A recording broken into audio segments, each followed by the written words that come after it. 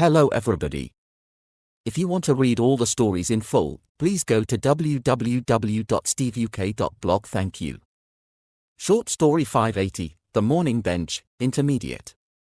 Arthur checked his watch. It was 10 minutes past 9. Eleanor was usually on time. A tiny frown appeared on his face as he looked out across the shimmering bay. The morning sun was warm on his back, and the air smelled of salt and a little bit of coffee from the nearby kiosk. He sat on their favorite bench, the one with the carved initials, A+E. It was a silly thing they'd done 50 years ago, a few months after they were married, but he still smiled every time he saw it. He remembered that day clearly. They'd been young and full of plans. He'd wanted to be a carpenter, she a librarian. Their dreams were simple, but they'd built a good life together, one day at a time. It hadn't always been easy. There were arguments, sad moments, and times when money was tight. But they'd always had this bench, this place to come and watch the world go by, to talk, to be quiet, to hold hands. It was the place where they had decided to buy their first little house, and where they had decided to have children. It was where they'd sat, tearful, after their son had left for university. The bench held their history. He adjusted his position, feeling the familiar creak of the old wood. Where was she? He was just about to stand up and walk back to the house when he saw her. She was walking quickly along the path, her silver hair catching the light. She was holding a paper bag and had a huge, apologetic smile on her face. "I'm so sorry, Arthur," she said, her voice a little breathless as she reached him. "I lost track of time." "It's all right," he said, his frown completely gone now. He patted the space next to him and she sat down. "I had to go to the new bakery," she explained, holding up the paper bag. "I heard they make the best shortbread in town, and I know how much you love it." Arthur's heart swelled with a feeling so strong it almost hurt. It wasn't the biscuits. It was the thought. The way she still, after all this time, noticed his little preferences. The way she would go to a new shop just to find a treat for him. He took her hand, his wrinkled fingers intertwining with hers. "You didn't have to do that, my love," he said softly. "Of course I did," she replied, squeezing his hand. "Some things are worth being late for." They sat there together, sharing the shortbread and the morning sun, watching the waves roll in. The bench felt warmer than ever, and their love, built over a lifetime of small moments like these, felt just as strong as it had the day they carved their names into the wood. Vocabulary. Notes.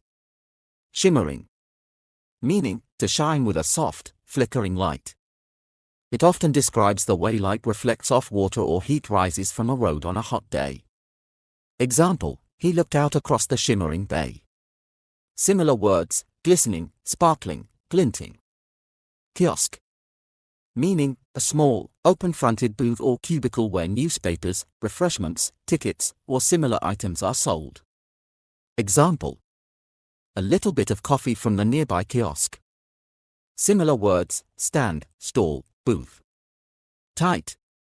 Meaning, in the context of the story, money was tight, is an idiom that means there was not much money available, finances were limited. Example, there were arguments, sad moments, and times when money was tight. Similar words, scarce, limited, restricted. Swelled, with a feeling. Meaning, this phrase means that a strong emotion, like love, pride, or gratitude, grew and filled a person's heart. Example, Arthur's heart swelled with a feeling so strong it almost hurt. Similar words, surged, overflowed. Intertwining.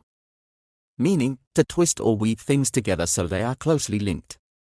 Example, he took her hand, his wrinkled fingers intertwining with hers. Similar words, entwining, lacing, twisting together. Lifetime. Meaning, the duration of a person's life. It can also refer to a very long time. Example. Built over a lifetime of small moments like these. Similar words, a whole life, a long time, a generation. Story written by Gemini Pro AI. Image created by Imagio AI. To read all the stories in full, please go to www.steveuk.blog. Thank you. Okay, let's unpack this. Today, we're diving into a really beautiful short story. It's called The Morning Bench, Intermediate. And it seems simple, but, well, it's packed with some pretty profound insights, actually. It really is. And our mission today, I think, is to explore how this single object, just a park bench, how it can sort of become this vessel for a whole lifetime. Yeah, like shared history, connection, love, all wrapped up in one bench. Exactly. What's fascinating here is how this story just distills so much human experience, into this brief moment. It really does. So the story kicks off with Arthur. He's waiting, checks his watch. It's 9:10. Eleanor's late.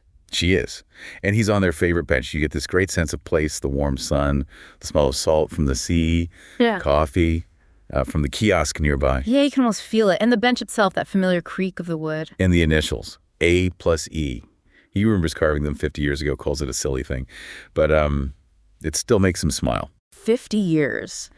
And that bench, it's not just wood and bolts, is it? It's like a silent witness. Totally. It's like a chronicle of their relationship. This is where they decided, okay, let's buy that first little house. Where they talked about having children. And where they sat, probably crying, after their son left for university. Yeah. And even when things were tough, like money was tight, the story says. They always had the bench, this constant place.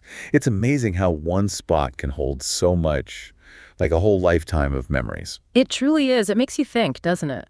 About those places in our own lives. Definitely. So just as Arthur's thinking about maybe getting up, he sees her. Eleanor, a bit breathless, hurrying, carrying a paper bag. Right. And she apologizes, sorry, I lost track of time. But the reason she's late, that's the heart of it, I think. Really is. She says she went to this new bakery. Why? To get the best shortbread in town.